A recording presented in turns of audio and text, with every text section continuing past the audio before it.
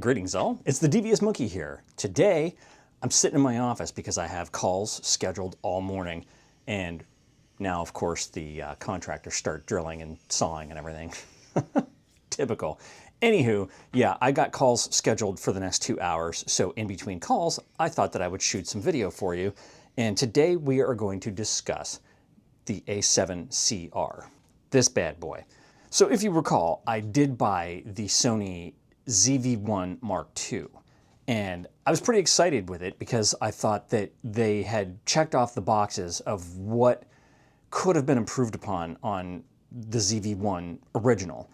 I loved the original ZV-1, and in fact I had 2 of them and used them extensively, almost entirely for this channel way back when. But, and there's always a but, the big problem with the Mark II, for me personally, is that it overheated. Almost every time I used it in the truck, it overheated.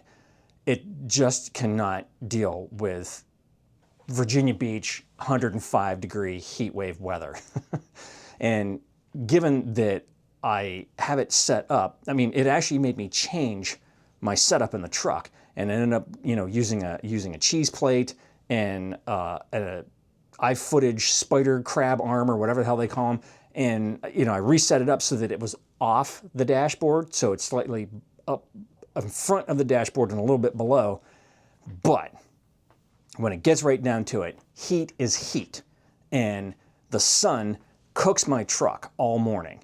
And if I go to a meeting when I'm on the road, it's gonna get direct sunlight. No matter what, it's gonna heat up in that truck. So every time I go back into the truck, and this is even after 5 minutes, like even if I walk into the UPS store, by the time I come back out, it's like, oh. So it just overheated every time. And that tiny ass little camera, when you put it on the metal setup there, which was the cheese plate and the arms and the ball head and all that shit, the metal literally burned my hand. It was so hot. So you put that on there, and now all that heat is radiating up into the camera, in addition to all the heat that's already in the truck, in addition to the sunlight. It just couldn't deal with it. And I'm not kidding, almost every time I used it in the truck, it overheated. And I had it set to high or whatever you put it to, and the first time that it happened, which was the first time anything like that has happened to me, the screen went completely dim, and I was like, I'm driving and I'm, blathering on like I always am, and I'm looking at it, I'm like, what the hell? I'm trying to look with my old ass eyes at the screen, and I'm like, what is that freaking, is that a symbol? What the hell is that? And I'm like, oh my God, it's a thermometer. The freaking camera's overheating. So I had to divert the AC from me to the windshield and use that USB fan to direct that cold air onto the back of the camera. And after about 5-7 minutes, the screen came back up to like full brightness and everything. And I was like, huh, well that sucked. And then it happened a couple more times and I was done. I'm like, nope, I gotta return it. I can't have that happening. This is how I use the damn camera. If it's gonna overheat every time I'm filming in the truck, which is like 75% of the time I'm filming, that ain't gonna cut it. So I returned it. At the same time, I ordered this A7CR. Now this is after, even when these came out, the A7C2 and the A7CR, I watched every video from every creator that I trust and some that I don't, just to see, what everybody was saying. This is the camera for me. Why? Because it is a mini A7R5, and I use the A7R5 as my main camera. The thing about my A7R5 setup is that I have it with a grip, and I have that in a full-size with a grip cage. Then I either have my Sony 200-600 lens on it, which is gigantic, or the Sigma 500mm, which isn't small by any means, but it's not as big as the 200-600, but still, it's a huge setup. And I do not want to have to break that down every time I want to carry like a normal little smaller sized camera. And I just started going through all the Sony cameras, and I'm sticking with Sony. And I looked through them all and I was like, well, maybe I'll get an A7 IV. It's still a good camera, and da-da-da-da-da-da. And then I'm like, man, for that amount of money, do I really want to spend that much money on an older camera? Keep in mind, I had 2 A7 IVs and I loved them. But was it going to be right for me now? And then I was like, okay, maybe the A7C too. And then it was just like, yeah, but all right, if I want to use this camera like I want to use it, which is, it's like my backup camera to filming and my backup camera to stills. Am I going to want to go out and try to get bird photography with 24 megapixels? No. Am I going to want to get it with 33 megapixels? No. I'm spoiled. I'm a spoiled, rotten little monkey, and I used that 61 megapixels on the A7R5, just like I did with the A7R4. I got spoiled, and I used to rant and rave, but nobody needs 61 megapixels. They're just conning you and all that kind of stuff. And I had to put my tail between my legs and apologize in a video saying, all right, I get it. It has its purpose. Because back then, I wasn't doing bird photography. Then when I started doing bird photography, I was like, holy shit, this is amazing. And when I get right down to it, this made the most sense to me. Now, the problem is, because this is a baby A7R5, it actually isn't a baby A7R5. Yeah, the sensor is the one that's in the A7R5, but everything else about this camera is not the A7R5. This has updated brains. I still haven't discovered everything in here. I started going through the menus thinking that I was just going to be copying the menu on my A7R5. And I'm like, holy shit, what is that? You know, and that just happens every time I go through the menu. I've gone through this thing like 10 times now. And every time I go through it, I find something new. There is so much new in this brain that it almost makes me want to make this my main camera. No, I won't, because this has its limitations as well. But that's just because it's supposed to be a smaller body. It's perfectly fine. It works for me. In fact, it works really well for me. I love this thing. But if you know me, you know that I always change the camera. I don't use any camera straight out of box without add-ons and all that kind of stuff. And that's what I'm going to talk about right now. So the biggest thing was that I didn't want to put a cage on this. The whole point of getting a smaller camera was to have a smaller camera. Now, can I stick this in my pocket? No. Well, I mean, I could, but it would take me forever and I would look like an idiot, and I would never be able to pull it back out without using a knife to cut it open.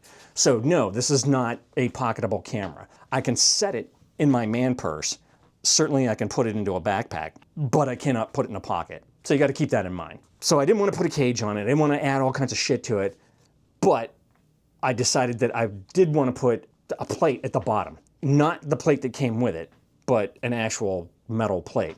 And what made the most sense was this small rig metal bottom. It only adds, I don't know, like a half an inch, maybe a little more than a half an inch. And yes, it has the built-in arc and all that stuff, but that doesn't matter because I don't use those, because I use the F38 plates. So I just put that on there. It gives a place for my pinky. See, my pinky's on there. And it also gives me additional points for like my anchor, my Peak Design anchor. And I can put the F38 plate on there so that I can put that on all the other shit that I use. But anyways, so I got that on there, and I got it in silver because I got the silver version of the camera. And it just sort of gives it a nice retro look. I do like the new grip. It's much better than the A7C, so I didn't feel like I needed to get anything to add to the grip. So we'll get that out of the way. The big thing for me, and I've been whining about this, it's why I got rid of my FX3, it's why I got rid of my FX30. I need a viewfinder. I use these up to my face so that I have an extra point of contact that adds to stabilization. I'm old school. I want to look through a damn viewfinder. I'm not one of those people that looks through a screen. At times I do, because that has its place, but for the most part, I am a put the camera up to your face, look through the viewfinder, and take your picture kind of a guy. Of course, these suck. It has an opening, but there's no cup. You couldn't even get an external cup to put on it, you know, like that slide down on it, because I replaced all the eye cups on my cameras with bigger ones that are actually useful, that they should be putting in with all their cameras instead of the crap that all these manufacturers put in. But I found this small rig add-on eye cup. And basically what you do is you put this over, and it sort of like slides around the viewfinder that sticks out a little bit, and then you push this down, and it basically grips the camera. And it grips it really well. I'm actually pretty impressed. I was like, oh man, that is the only way that thing goes on there? I was like, oh, that's lame. That's gonna fall off. It doesn't. I haven't even moved it let alone have it fall off. And then you can't see it, but it's got this little lanyard and you can hook it into your strap holder. That way, if you do pop it off, it catches it and keeps you from losing, you know, the entire thing. I thought to myself, shit, I better order like 5 of those because I'll probably end up losing them the way I'm constantly moving my cameras around. But again, it hasn't moved since I put it on. So that plus the grip, or you know, the little extension down here, I guess it isn't a grip, sorry, the extension plate down there made it damn near perfect, and I was really excited about it. However, comma, I use my cages, my full cages, to my advantage, and I have now gotten used to, at the top of the cage, using the top of the cage as a place where I put my thumb so that I get a good gorilla grip on it, and I know that I'm not gonna fumble the camera. It just makes it that much more comfortable and easier to wield and to use. I thought if I get one of those little thumb additions, like you slide them into the hot shoe and it like extends a curved bar out there so that you can put your thumb on it, I'm gonna lose my hot shoe. I need the hot shoe because I need to put the mic on here. Shit, that means I'm gonna have to get a cage because now I need to move, like basically the ones that come over here, I need to move the mic over to the cold shoe on the cage and hope that it will fit over the eye cup, and then I can put the thumb grip on the hot shoe and have a thumb grip. I'm like, son of a bitch. And then, thank you Small Rig, Small Rig has a freaking thumb extender that goes into the hot shoe that has a built-in cold shoe right on top of it. Yay! So now I've got this little thumb grip on here and it slides into the hot shoe and I put my mic on the cold shoe on top of that and it fits just perfectly. And now this is the perfect camera setup. I mean, it doesn't get any better than this. This is perfect. It fits completely my hand. The thumb goes right there. I'm not touching any of the controls. In fact, it blocks my thumb from hitting those controls.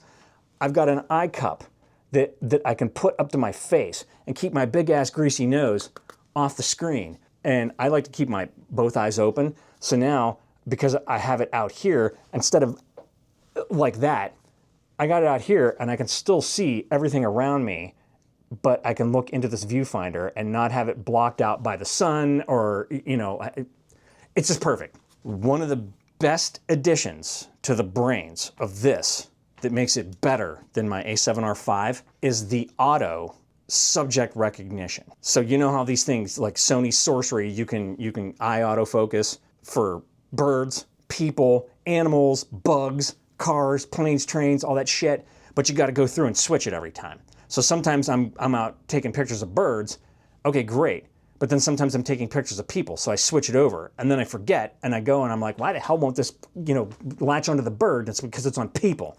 This now eliminates that by putting auto recognition, and it will go through and it will pick out and switch it to whatever the hell it needs to be. And that's pretty cool. Okay, simple enough, right? And it works.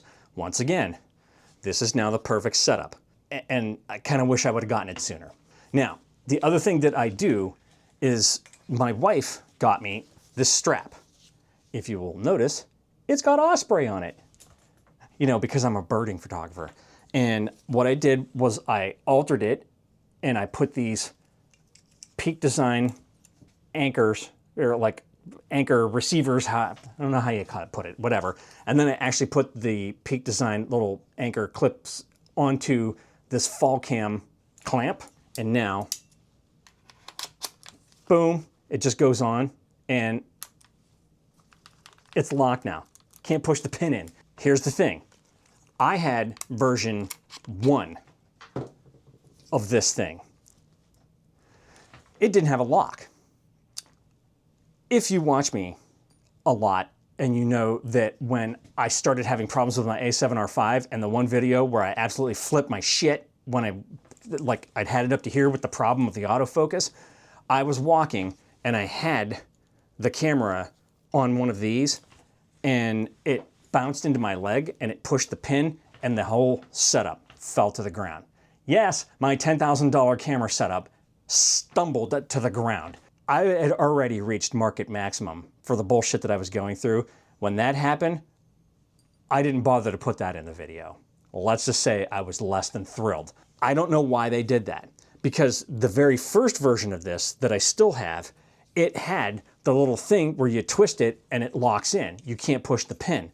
Then they came up with this design as an improvement, and they removed the damn lock from it. So now the pin could just get pushed in and let the camera go. Whose bright idea was that? I feel that when engineers engineer in improvements and they take away actual, useful, good things, I think they should have their mousing hand broken. Like, whoever thought that that was a good idea was a frickin' idiot and should be fired. They fixed it in the next iteration because now they put the lock on here. You just clip it down, boom, it's locked. It ain't going anywhere. And that's the way it should be. Now I can put this over, click, lock, and now it ain't going anywhere. I got my pretty new strap that my baby got me. I got my light little camera set up, and I'm good to go. The bottom line is this is a great camera. I can't recommend it enough. I think that, yes, it's expensive, but it's worth every penny. It's only worth every penny if you pick your camera up and you take it out and you take pictures. You got to get off your ass and get out there and take pictures or take video. You got to use them. Otherwise, what's the point of buying all this crap, right? So that's all I've got for you today. I just wanted to go through this really quick, show you how I have my A7CR set up with everything that I put on it. Of course, it's screen protector, shit like that, so that it is perfect for me. Might not be for you, but you might get pointed in a direction, or you might know, like, I didn't know that this existed. I didn't know that these existed. Not for this camera anyways. I didn't know that it had a cold shoe in it. You know, all that stuff. And it was from looking at other people's stuff. So hopefully you gain from my going down the rabbit hole and looking for shit to buy that I found through somebody else's rabbit hole of them buying too much shit. Okay, so again, that's all I've got for you today. So if you have any comments, questions, or suggestions, leave them down below. As always, thanks for joining me. Be sure to like and subscribe. And remember, kids, forward and up.